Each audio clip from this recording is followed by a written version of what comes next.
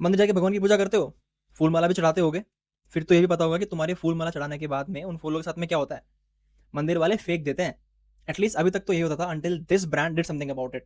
India में हर साल रफली 8 मिलियन टन टेम्पल फ्लावर्स नदियों में डंप होते हैं।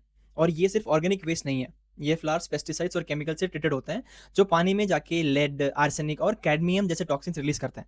मतलब स्केल भी मैसिव है और इम्पैक्ट भी, but in a negative way. 2015 में कानपुर में अंकित अग्रवाल ने एग्जैक्टली यही प्रॉब्लम देखी।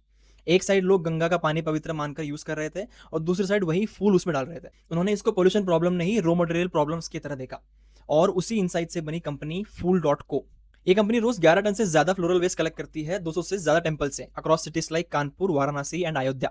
फिर उसको प्रोसेस करके कन्वर्ट करती है into charcoal free incense, organic compost, natural colours and even fleather, lab grown vegan leather.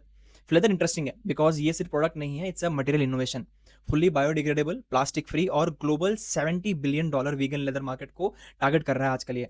अब बिजनेस नंबर्स देखो। कंपनी ने $12.7 मिलियन फंडिंग रेज की एंड रेवेन्यू 15 करोड़ से 50 करोड़ तक ग्रो किया इन जस्ट 2 years। लॉसेस भी हैं around 5 crore, because they are building heavy R&D and infra. अब एक और इंटरेस्टिंग रियलिटी बताऊं। ऐसे बिजनेसेस के लिए लोग बोलते हैं रॉ मटेरियल तो फ्री है, पैसे तो लगते नहीं होंगे। बट एक्चुअली ये बिजनेस का टफेस्ट पार्ट है। मैं बताता हूँ क्यों।